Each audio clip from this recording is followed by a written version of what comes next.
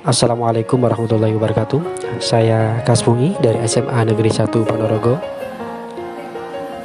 Sebuah pemikiran yang melegenda menawarkan produk pendidikan yang beradab dan tetap relevan menjadi acuan sepanjang zaman, yaitu pemikiran pendidikan Ki Hajar Dewantoro. Dalam hal ini, intisari pemikiran Ki Hajar Dewantoro yang bisa saya simpulkan terkait dengan pendidikan adalah yang pertama, bahwa setiap anak mempunyai naluri hasrat untuk mencapai kepuasan diri dalam hal bermain. Bermain adalah tuntutan jiwa anak untuk menuju ke arah kemajuan jasmani maupun rohani. Yang kedua adalah bahwa setiap diri seseorang mempunyai hak dan kesempatan yang sama untuk mendapatkan pendidikan yang berkualitas. Yang ketiga adalah bahwa setiap anak diri pribadi mempunyai suatu perbedaan bakat.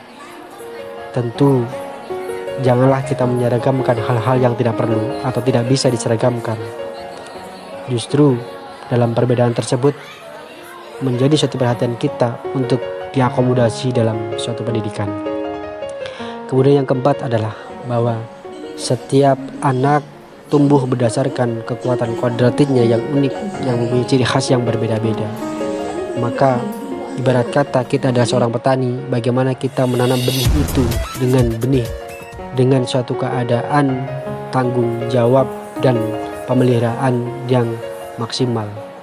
Tidak mungkin seorang pendidik mengubah padi menjadi jagung dan juga sebaliknya. Yang kelima adalah semboyan ingarso sang tulodo ingmat yo mangun karso tuturi handayani, yang artinya bahwa di depan memberikan contoh, di tengah memberikan semangat, di belakang memberikan dorongan. Kemudian yang selanjutnya adalah mengenai proses pembelajaran yang mencerminkan pemikiran Ki Hajar Dewantoro. Kurikulum 2013 saat ini memuat kompetensi yang di dalamnya mengacu pada aspek KI1, KI2, KI3, dan juga KI4 dengan pendekatan saintifik.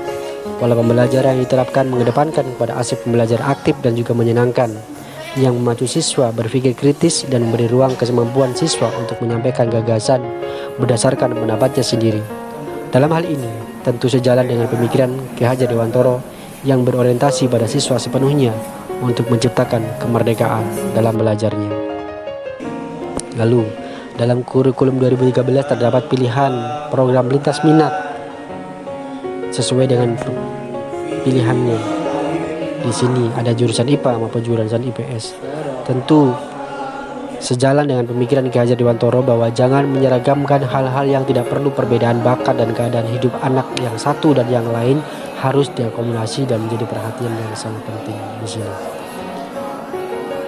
Kemudian yang selanjutnya adalah yang saya lakukan agar proses pembelajaran yang mencerminkan pemikiran Ki Hajar Dewantoro dapat terwujud. Yang pertama adalah memahami konsep pemikiran Ki Hajar Dewantoro secara utuh dan menyelaraskan dalam konsep pendidikan kolonial dengan milenial. Yang kedua adalah mengubah paradigma pembelajaran yang berpusat pada guru menjadi pembelajaran yang berpusat pada siswa. Kemudian yang ketiga, mengajar bukan sekedar untuk menuntut suatu hak, namun menghamba pada anak. Maksudnya adalah bahwa berorientasi pada siswa secara penuh untuk menciptakan kreativitas dan kemandirian belajar siswa secara bebas dan merdeka. Yang keempat adalah pendidikan harus mengimplementasikan nilai-nilai budi pekerti, cipta, rasa, karsa, dengan menanamkan keseimbangan olah cipta, olah rasa, olah karsa, dan juga olahraga. Yang selanjutnya terkait dengan konsep pemikiran Ki Hajar Dewantoro yang sudah saya terapkan. Tentu saya mencoba menerapkan nilai-nilai yang terkandung dalam pemikiran Ki Hajar Dewantoro secara menyeluruh, walaupun terdapat banyak hal yang masih kurang dalam implementasinya. Namun segala upaya untuk mewujudkan pendidikan yang beradab dalam konsep Ki Hajar Dewantoro terus diinternalisasikan dalam setiap proses pembelajaran yang saya lakukan di kelas.